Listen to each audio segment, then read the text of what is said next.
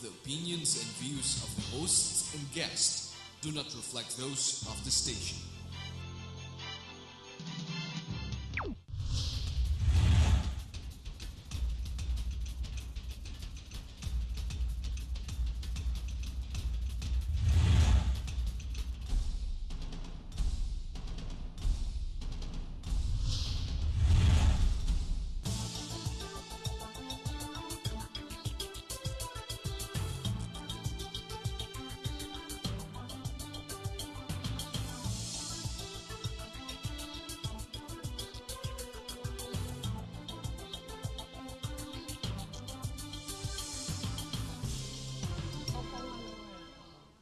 Okay, welcome this week to the Herman Q. Laurel edition of Talk News TV here on Global News Network. And of course, everybody is furiously raging against the issue of the day, the anti-cybercrime law.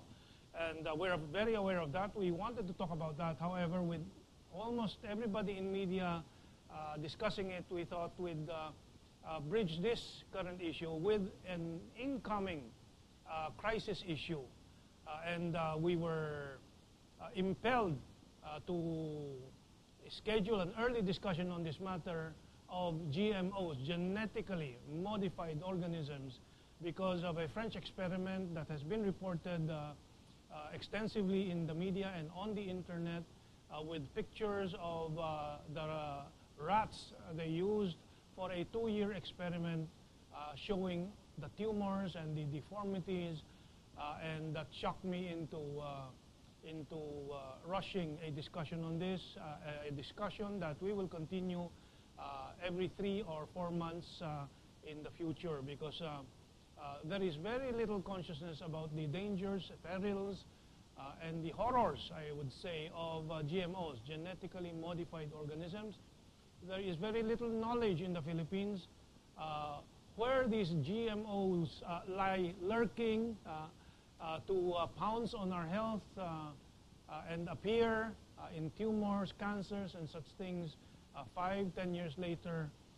Our children are victims because there are GMOs that are not identified in the junk food, and even in medicines. I think in vitamins they include some of these materials, the food supplements.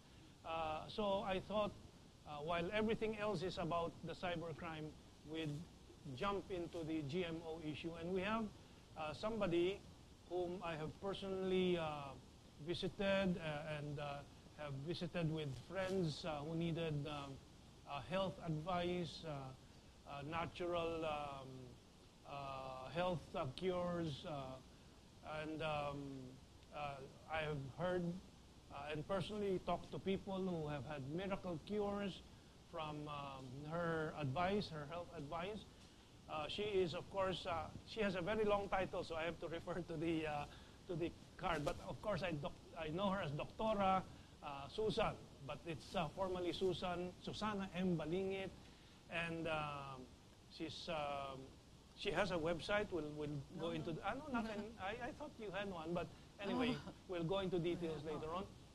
Doctora Susan, and she insists on removing the letter A, Dr. Susan, is the chair of the Center for Complementary and Integrative Medicine of DLSU, De La Salle University in Cavite. Yes, the Health Sciences Institute. We'll have more from Doctora herself. So, Doktora, magandang araw po sa inyo. Oo, magandang araw din sa iyo at sa inyong mga tagapanood. Of course, I just want to tell the audience, I've talked to Lovelyn, one of your patients who had lupus and recovered. And you have, I'm sure, later on many stories about these recoveries. You were going to say, before I interjected with Lovelyn's story, you were going to say, after greeting the audience? Hindi, magandang araw lang sa lahat. Okay. So, I put the title Food, Health, and GMOs because first let's discuss food health. Doctora Balingit does not even advocate supplements, much less the other things like vitamins and so on. So everything is about food, good food, healthy food. What's the underlying philosophy here? Is it possible in this modern world, in the urban setting, that we just rely on food? Doktora? Sige. Whenever we talk about food, hindi pwedeng yung pagkain lang ang pinag-uusapan, kundi yung buong spectrum ng kung saan pinuproduce yung pagkain at finally kinukonsumo yung pagkain. Okay. Halimbawa, hindi natin pag-usapan yung usapin ng magsasaka, usapin ng pag-aari ng kanilang lupa, kasi kung halimbawa yung mga magsasaka natin, puwersahin natin na magtanim ng organic, at wala namang tumutulong. Mako-contaminate din yung farm niya ng mga gumagamit. Walang sariling lupa. Halimbawa, walang sariling lupa. Ma-resolve yung problema niya. So magiging bayarang magtatanim lang siya. Wala siya sa poder para magdesisyon. Ano ba yung itatanim ko rito? Kasi diba? Paano ko ba siya itatanim? Kung napag-uutusan lang siya at binabayaran lang siya para magtanim. So yung mga tinutukoy nyo na organic farming, that requires a lot of planning. Oo. Ino-organize natin. Dapat ino-organize. So mahalaga rito yung tulong na ibibigay ng gobyerno. Pero kailangan kilalanin muna na kailangan na-organize yung ating magsasaka. Kasi kailangan collectively, yung mga magsasaka natin sa mga kanayunan ay makapagdesisyon. Bakit mag-organic farming ako? At sa maraming lugar na kung saan nakakapagpatupad kami ng ganitong klaseng programa, talaga namang umaayos yung buhay ng mga tao. Una kasi, yung konsepto mismo ng organic farming. Halimbawa, tayo ay corporate farm. Organic farming tayo, pero ang tanim natin lettuce. Medyo alanganin yun dun sa mga tao eh. Paano kung halimbawa isa-isa sila, halimbawa, tapos pinipilit natin ang model ng organic farming, magtatanim sila ng lettuce. Yung lettuce, medyo nasasagasaan ako dahil lagi akong naghahanap ng lettuce. Pero gusto ko nga sabihin sa'yo, hindi yan tumutubo dito sa ganitong klaseng lugar Anong magandang ipalit sa halimbawa, bacon? Baka gusto mong magpako. Pako. Mahalaga kasi una, dun sa konsepto ng sustainable farming, dapat maintindihan muna natin anong ibig sabihin ng indigenous seeds. Makakalaban lang tayong tuwiran sa GMO, sa paglaganap ng maraming GMO. Una kasi, dahil ang teknolohiya ay nakafocus pa sa mga produktong galing sa mga banyagang bansa. So, tungkol ito sa patatas, tungkol ito sa soya, tungkol ito sa gatas, tungkol ito sa mais, na pwede naman talagang iwasan nating itanim. O lalo na kung wala na tayong binhi na sarili. Kasi yung mga tao naman, halimbawa, soya. Kalakhan ng mga tao natin sa kanayunan, hindi pa nakakita ng soya. Di ba? O yung iba, maliban siguro sa karanasan sa taho at sa toyo, ay hindi na nakakita o walang direktang tuwirang link sa mga soya products. So, mahalagang ang pinag-uusapan kasi natin dito ay magkaroon ng programa para kilalanin yung sarili nating mga gulay. Siguro. Kasi isa sa mga bansa na may pinaka-biodiverse na That's right. Mga lugar. halaman. Tayo yun eh. Nasasanay tayo, halimbawa, nabanggit nyo, soya at toyo. And so, ano bang substitutes na katutubo natin na mga halaman o bunga? Alam mo, nagbabago kasi yung lasa ng halaman kapag hindi siya endemic dito. Halimbawa, kapag ang bawang na ginamit mo, hindi bawang na native, iba yung lasa. Kapag ang ginamit mo ay hindi sibuyas na native, iba yung lasa. At dahil dyan, nangangailangan maglagay ka ng maraming additives doon sa mga pagkain mo. So, ang sinasabi natin kasi, una sa pagkain, para hindi tayo mabiktima ng GMO. Okay.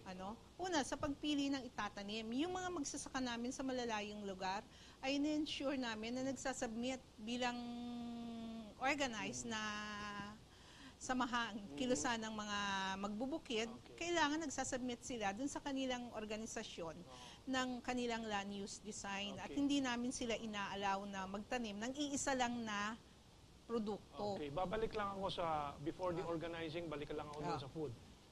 May problema din ako dahil and I think this is typical of many of us, na tayo ay nakukondisyon ng ating napapanood ng mga advertising. And so, halimbawa, ketchup, pula ang gusto natin. Meron naman tayong ginagamit na banana ketchup, pero lalagyan pa nila ng pumula Di ba? Para matuwa ang mata at yung panlasa. Paano yan? Kasi mahalaga siguro bata pa lang nagpo-food education na tayo eh. Di ba? Kasi banyagang produkto siya. Tapos yung mga tao, parang kahit na sa mga progressive blacks ay hindi kasali at sa pagiging progressive nila yung usaping pagkain. No. Parang lahat ay dapat lamang, parang ang iisa lang ang criteria. Ano? Masarap. Ang sisigaw lang nila, imperialismo, feudalismo, pero yung pagkain, Hindi kasali. hamburger din ang hinahanap nila. Oo. At Pupunta saka din sila naka-plastic yung soft drinks, parang naka-plastic rugby. sa bag, ano? Oo. So, I'll give you another practical issue. Toyo. Nasanay tayo sa toyo. Ang katumbas lang siguro niya na pang sausaw, patis, which is, we can say, is more Asian, native, and natural Filipino. Pero toyo. Anong kapalit natin dyan? Meron asin lang. Asin lang. Okay. Oo. Tapos yung parang ganito kasi, halimbawa, pag tinignan natin, kailangan natin mag-palate educate. Ano?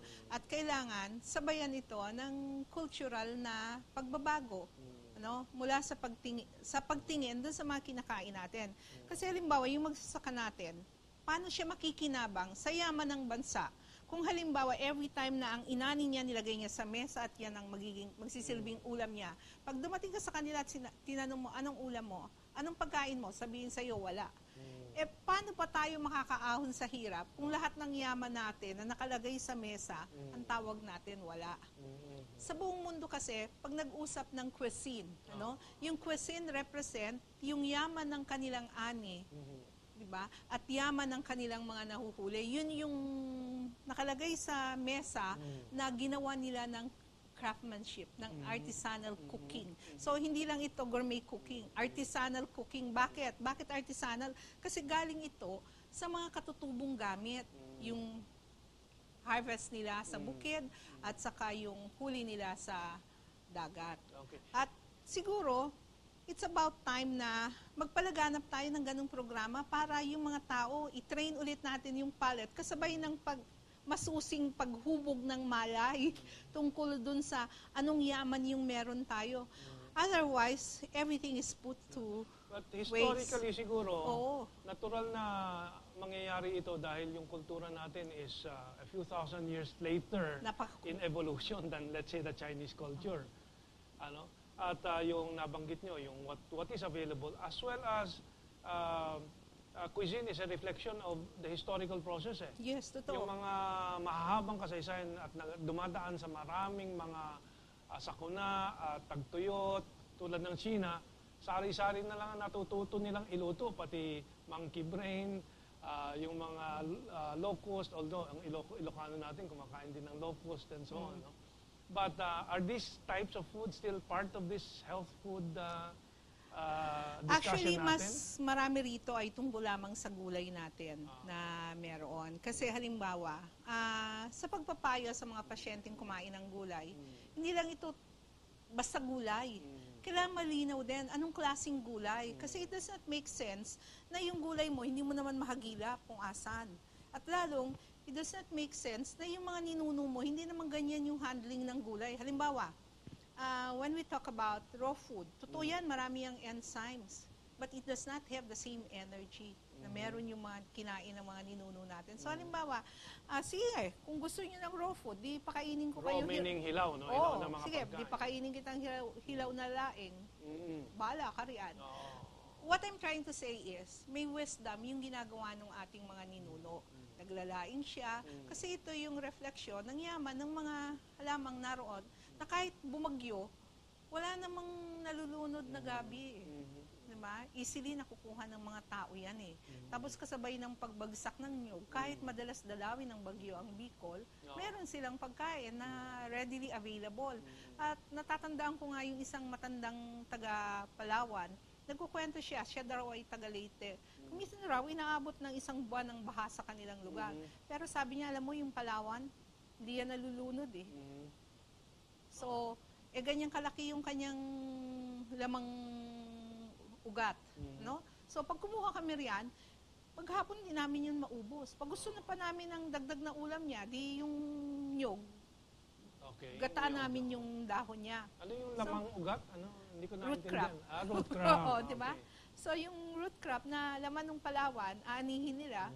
Tapos hindi naman yan Pati sa nalulunod lingwahe, eh. marami pa akong kailangan. Oo. Our audience needs to learn a lot, no? Oo. Kaya nga masarap na pag pinag-uusapan ang tungkol sa pagkaing Pilipino, binabahagi mo siya para nararamdaman din ng mga tao yung lasa sa sarili nating wika. Parang gano'n. Oo. Ang problema natin is much more complex than meets the eye kasi nga, halimbawa, yung mga magagandang ideas about food, ano, ay parang hindi posible sa urban center, ano? Sa urban center, paano natin... So, total na social restructuring ang kailangan, mas maraming mapabalik natin sa kabukiran and bago malutas itong problema ng kagutuman. Totoo rin. Oo. Dahil dyan, kailangan may collective effort tayo bilang bansa. Halimbawa, sa mga eskwelahan, mahalagang naituturo na ito. At mahalagang yung mga nababakanting lupa ron ay matamna ng gulay. Pero hindi ito kagaya nung panahon ko na nagtatanim lang, tapos wala namang umaani. Kailangan kasama yung mga communities na kung halimbawa kung ano man yung aanihin sa isang public school na taniman, pwedeng bilhin ng teacher, paghatian ng mga estudyante, yung paano kakainin, paano ihahanda, mismong tumutugon dun sa mga kakainin nila. At hindi ito yung mga binhi na binibili, kundi yung mga naitatanim din at ginagamit ng mga nanay. Halimbawa, magsisigang siya, pupunta siya sa school kasi nadun yung kanyang talbos ng kamote, nadun yung kanyang gabi na pwedeng kunin, at meron silang puno ng sampalok o kaya pwede rin naman puno ng kamyas. So yung mga bata nai-introduce dun sa iba-ibang lasa. Mahalaga rin kasi yung tinatawag nating palate education. Na-educate natin yung palate kasi alam mo yung panlasa acquired yan eh. Itinuturo yan. So, isang political will din yung pag-aaral nung panlasa. Yes, pero napakalaking actually that's a cultural revolution that you're advocating, yes, mismo. Oo, kasi talagang gargantuan ng vision na yan, napakalaki, and social re-engineering yan. Which makes a lot of sense because nababanggit ko when we were still off the air na walang solusyon ang urbanization sa mga nagiging binubungan nito na problema. Nakahirapan, kagutuman, kawalan ng trabaho. People will say, kailangan natin ng centralization kasi mass production. But nag-usap kasi tayo ng ganyan, mass production, automatic GMO magiging tugon sa atin dyan. Kaya nga, mahalagang ma-demo natin ito. Kung halimbawa sa mga barangay, we come up with barangay resolution na ang sinasabi ay ang lahat ng bakating lote ay pwedeng ipaubaya sa mga tao para magtanim. Diba? So, yung bawat barangay can have a collective garden. Yes. Diba? Para lahat sila ay pwedeng kumuha ron, o kaya paano ba yung sharing? Pag-usapan ng mga tao. Pero paano magtatanim, ano yung mga itatanim, that really showcase yung bounty ng wealth natin. Yung kasi yun eh. Malunggay ang nakatanim dyan. Pag malunggay naman, wala pa nag-GMO niyan eh. Alugbati yung nakatanim dyan. Iba-ibang klaseng dahon, iba-ibang klaseng bunga. Ang yaman ng ating bahay kubo, yung ilalagay natin kahit sa mga urban center, itayo natin siya ulit. Actually, that is a new approach to mass production. Small scale, pero maraming gumagawa. At diverse. At diverse. Yung itinatanim. So, maraming maraming maaani. You can reap a lot from very many small producers. And that can supply the urban centers, which hopefully will also be decongested because you create these small farms all over.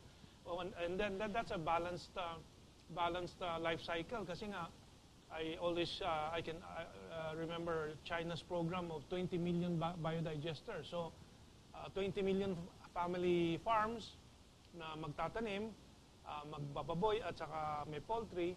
Yung dumi produces methane for energy and cooking. And so buong cycle. While the production supplies the urban centers. No? So it can be done.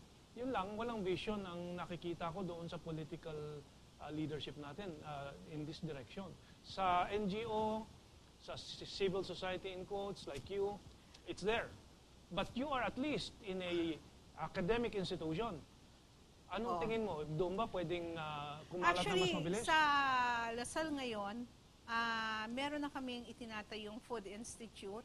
Ito ay consortium ng mga iba't ibang De La Salle universities dito sa bansa, kasabay ng pag-link sa La Salle Beauvais sa France na nagpapatupad okay. din ng Food Institute. Galing ito, itinayo yung Food Institute sa France para i-alleviate yung poverty, magkaroon ng social transformation, at saka pakainin, food security. So basically, yan din yung dahilan bakit namin tinatayo yung Food Institute sa De La Salle dito sa Pilipinas. Okay. Para i-harness yung potential ng ating bansa. At siguro, maka-contribute dun sa kawalan ng pagkain. Kasi yung mga tao, pag sinabing pagkain, automatic ang kinakapa yung pera sa bulsa. Ano yung mabibili. Hindi lang kailangan binibili, pwede rin tinatanim para i-empower yung mga tao natin na sa mga lugar na pwede silang magtanim. Ano? At siguro rin, bahagi nito yung pagkilala dun sa natatanging papel ng mga magsasaka natin. Dito kasi sa ating lipunan, basta magsasaka ka, ikaw na yung pinakakawawa. Pag nawala yung magsasaka natin, wala tayong kakainin. Talagang, Gutom talaga yun. oo. Kung hindi naman natin binibigyan ng pero- mahalagang papel yung mga magsasaka natin sa lipunan at kinikilala yung mahalagang papel nila, paano tayo magkakaroon ng mga mahuhusay na magsasaka? Pero mababa talaga sa prioridad ng mga plano ng gobyerno ang magbubukid at magsasaka dahil halimbawa sa palay lang, napapabora ng importasyon, di ba? Nawawala ng mga subsidyo sa mga domestic farmers natin. Kaya nga, mahalagang i-review natin yung mga policies, lalo sa pagpili ng mga anong binhi yung itatanim. Halimbawa, kahit doon lang sa palay, sa bigas na kinakain natin, pag unpolished rice yung kakainin natin, automatic yan. Meron tayong protein, meron tayong fats and oil, marami yung mineral, marami yung vitamins. Sino pa mga kailangan ng supplement? Basta unpolished rice yung pinag-uusapan, ha? Meaning brown rice, no? Unpolished. Brown Basta rice, unpolished. unpolished. Yung hindi it can be talagang- red, brown, or black. Okay. Diba? Unmilled So, or not fully milled rice, no? Pag meron kang 50 kilos na palay, ang marirecover mo, 40 to 45. So nakakalungkot makarinig na yung mga bigas organic pero puting-puti. Oo Tapos nga ang na-recover lang 20 to 25, di ba? Sobrang sayang eh. Pero kung hindi alam ng mga tao yung implication nito, di ba? So Well, kasama ito, naka-weave in dapat siya doon sa mga programa natin pati sa kalikasan. Alam mo, climate change. Sinasabi ng climate change, 80% ng lahat ng tubig sa mundo ay ginagamit sa agrikultura. Pero 15% lang ang tuwirang ginagamit para sa pag-produce ng pagkain ng tao. The rest of the 85% of that 85% water consumption is being industry, used to plant. household. No. Being used to plant food for animals. Yung Seven feeds. 7 kilos ng grains ang kailangan kainin para maging 1 kilong karne. So, meron din tayong ganun. Teka muna, dati kung magpalaki tayo ng baboy kasi sobra-sobra yung mga halaman Pagkain, natin. oo, Kaya, halaman. meron tayong ipapakain sa kanya. Parang ngayon, yun ang storage of food, Oo, di ba? oo. Habang nagpapataba ka ng baboy. May oo. dagdag ka, no? At saka, bihira lang tayo kumain ng karne.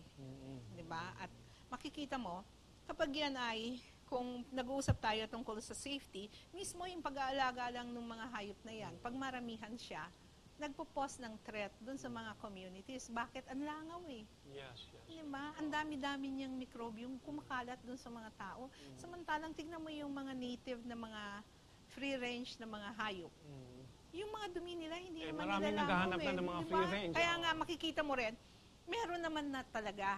So, mahalaga rin na sundan natin yung mga pagbabago. Mag-address din tayo ng gantong need. Tulungan natin yung ating mga magsasaka na i-address yung mga pangangailangan, hinahanap na ng mga tao. At sakyan natin ito para i-popularize natin yung effort para sa pagkilala ng mga produktong easily available sa atin. Magugulat ka. May isang nanay ako sa Palawan, nang pinasulat namin sila, kasi contest ito, sulat tayo ng mga kilala niyong dahong gulay. Yung nanay ko grade 3 lang, but she was able to list down 48 leafy vegetable. Okay. So, di ba?